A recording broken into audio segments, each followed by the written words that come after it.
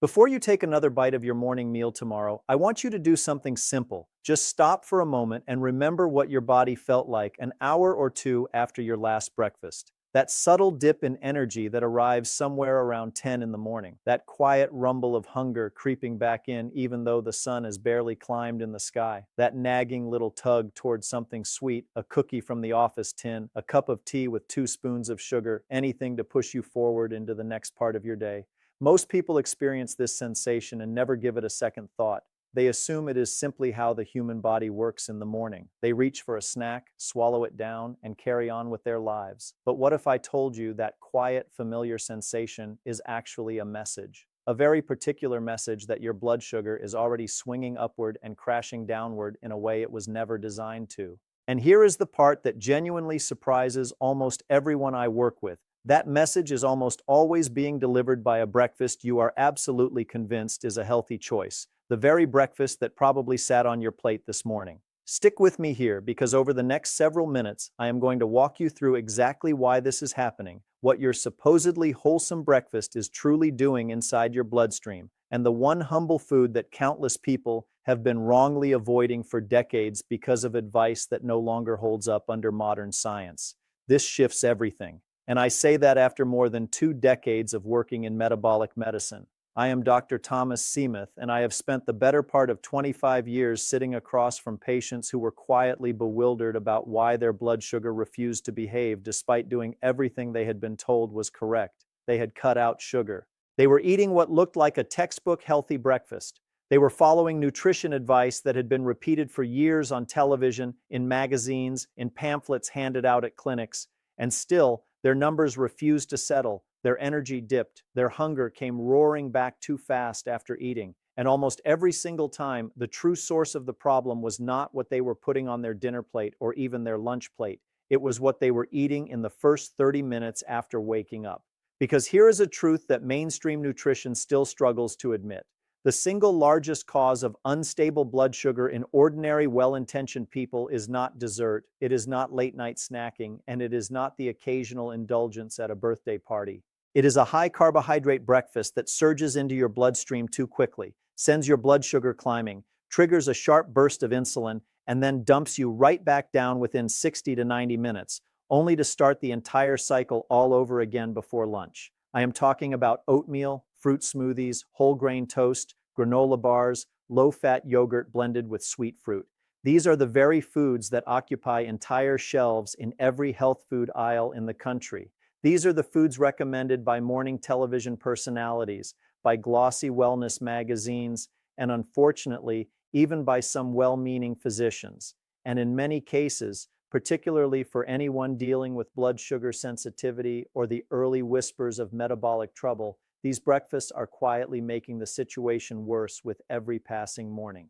Now, I want to be careful with my words here because I am not declaring these foods harmful for every person in every circumstance.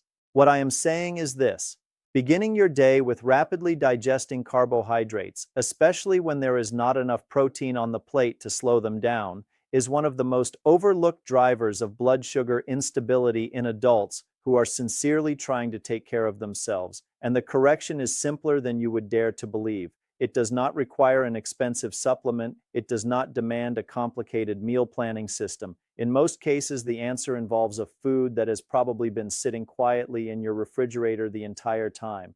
But before I tell you what that food is, I want you to truly understand what is unfolding inside your body during those critical first hours of the day. Because once you see the mechanism with clarity, everything else falls into place, and you become far more likely to actually follow through.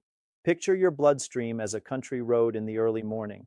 On a calm day, traffic moves gently, cars enter at a measured pace. Everyone gets where they are going without a single horn being honked. Now picture someone suddenly throwing open a gate at the start of that road and releasing 600 vehicles onto it at the exact same instant. No spacing, no traffic signals, no order whatsoever, just a tidal wave of metal flooding the road simultaneously. That is exactly what happens when you consume rapidly digesting carbohydrates on an empty stomach first thing in the morning. Glucose floods into your blood at speeds your body cannot comfortably handle.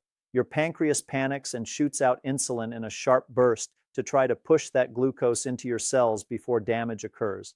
and once the cleanup is finished, your blood sugar plummets. Sometimes it falls lower than where it began. That sudden drop is what you experience as the mid-morning slump. That is the heaviness behind your eyes, the cloud over your thinking, the hunger that ambushes you long before lunch, the desperate craving for something sweet to lift you back up.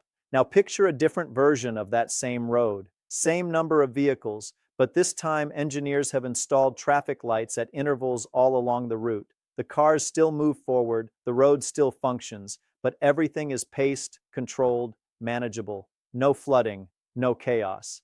That is precisely what protein does inside a meal. It slows the speed at which glucose from carbohydrates reaches your bloodstream. It installs the traffic signals. And eggs specifically are one of the most affordable and accessible ways to plant those signals on your breakfast plate. This is not a theory I dreamed up over coffee one Sunday morning. This is well-established nutritional science. Multiple controlled studies have repeatedly demonstrated that meals with significant protein, particularly from whole food sources like eggs, produce smaller blood sugar peaks after eating, milder insulin responses, and steadier energy throughout the day. When researchers compared adults eating high-protein breakfasts with adults eating high-carbohydrate breakfasts of identical calorie counts, the protein groups showed measurably better glucose stability across the entire day.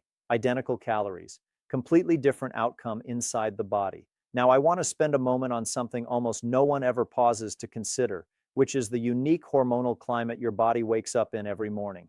Because the morning is not just any random meal slot. It is actually a peculiarly vulnerable window for blood sugar control. When you first open your eyes, your body has been fasting for at least 7 or 8 hours. Your liver has been quietly trickling glucose into your bloodstream all night long to keep your brain and organs functioning while you slept. And in the early hours just before you wake, your body releases a wave of cortisol, which is your primary alertness hormone. Cortisol pulls you out of sleep and gets you ready to face the world. But cortisol also nudges blood sugar slightly upward as part of that wake-up process. Doctors call this the dawn phenomenon. What this means in practical terms is that by the time you sit down at the kitchen table, your blood sugar is already elevated compared to where it sat in the middle of the night. So when you load a high-carbohydrate breakfast on top of that cortisol-driven rise, the resulting spike is sharper and more dramatic than it would be at any other point in the day.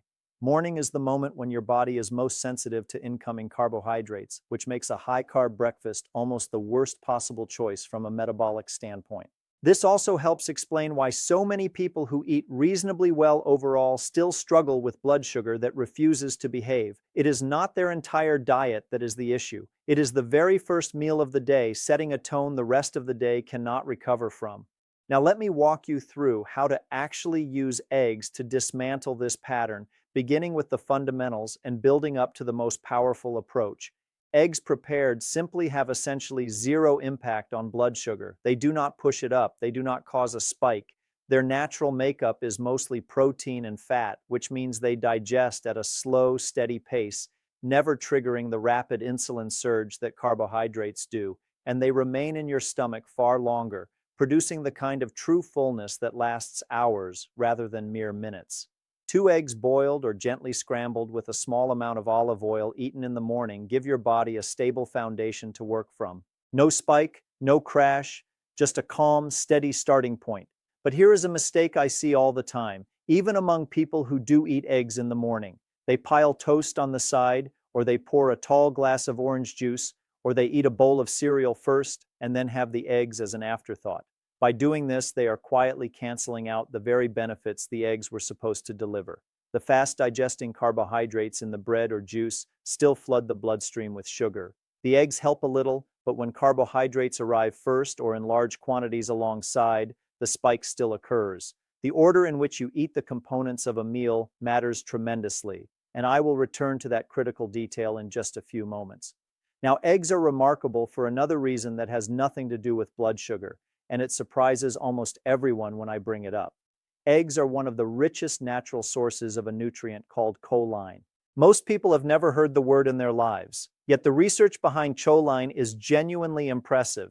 Choline is what your brain uses to manufacture a chemical called acetylcholine, which plays a central role in memory formation, sustained focus, and your ability to think with clarity throughout the day. A single large egg contains roughly 147 milligrams of choline. Two eggs put you within striking distance of the daily intake adults need. And the reason this matters specifically at breakfast is that your brain wakes up in a slightly depleted state after a long fast. It begins working the moment you open your eyes. What you feed it in that first hour either supports it or competes with it. A breakfast of mostly carbohydrates, sending blood sugar climbing and crashing, is not what your brain is asking for. Eggs, by delivering steady fuel and choline at the exact same time, are doing something fundamentally different. This is very likely why so many of my patients tell me they feel sharper, more focused, more capable on mornings they ate eggs compared to mornings they relied on cereal or toast. It is not coincidence. It is the brain receiving two of the things it most needs at the precise moment it most needs them. Now let me show you what happens when you pair eggs with fiber, because this is where the effect becomes genuinely powerful.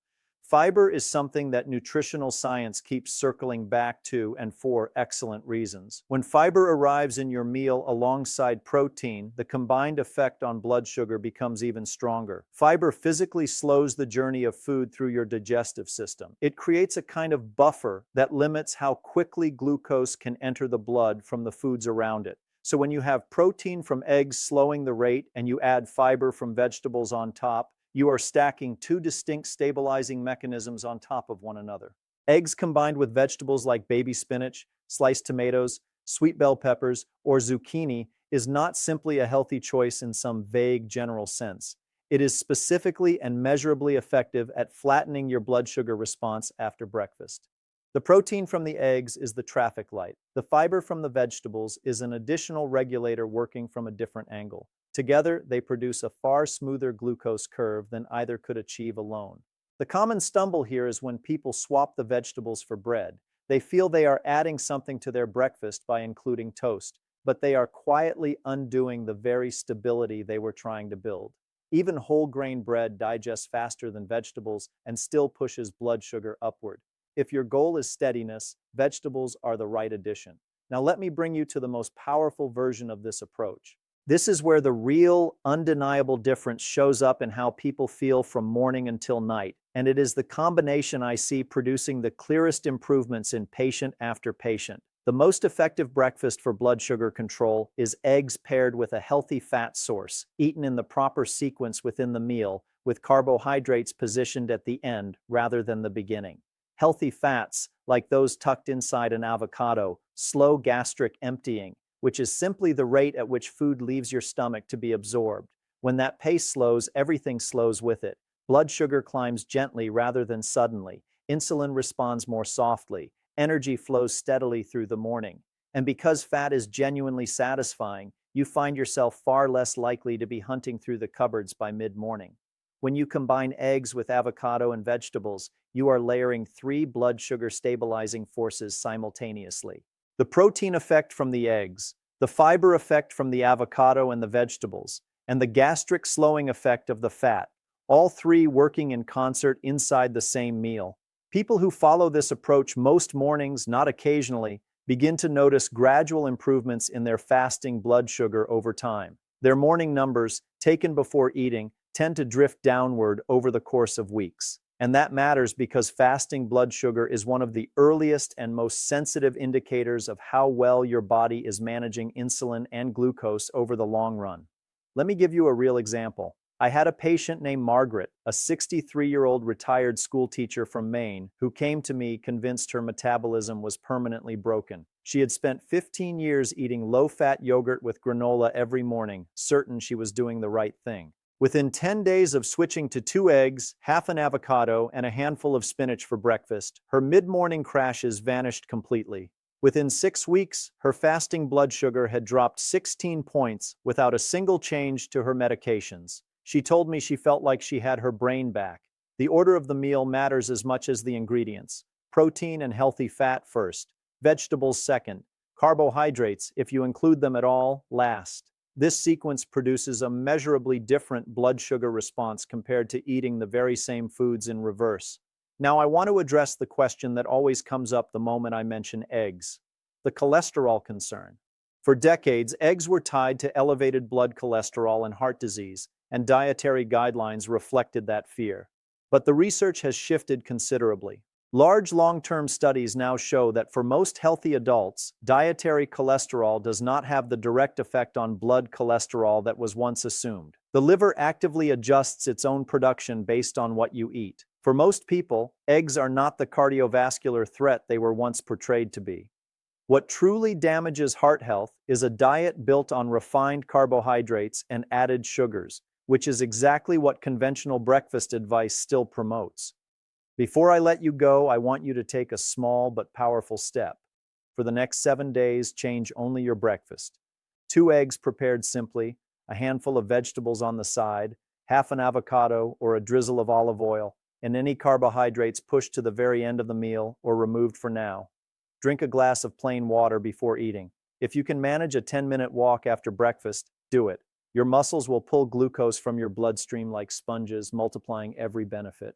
Pay attention to 3 signals over those 7 days: how long you stay genuinely full, how your energy feels between 9 and 11 in the morning, and whether the urge for a sweet pick-me-up still appears or quietly disappears. Most people notice meaningful changes by day 3 or 4. Drop a comment below telling me what you normally eat for breakfast right now, honestly and without overthinking it, because I read those comments and they shape future videos. If this kind of clear, practical information feels useful to you, please subscribe so the next episode reaches you when it goes live. Hit the like button to help this video reach someone else who is silently struggling with the same exhausting cycle. Share this with someone you love who deserves to feel steady and clear-headed again. Your body has been sending you messages for years. Now you finally know how to listen. I am Dr. Thomas Semeth, and I will see you in the next video.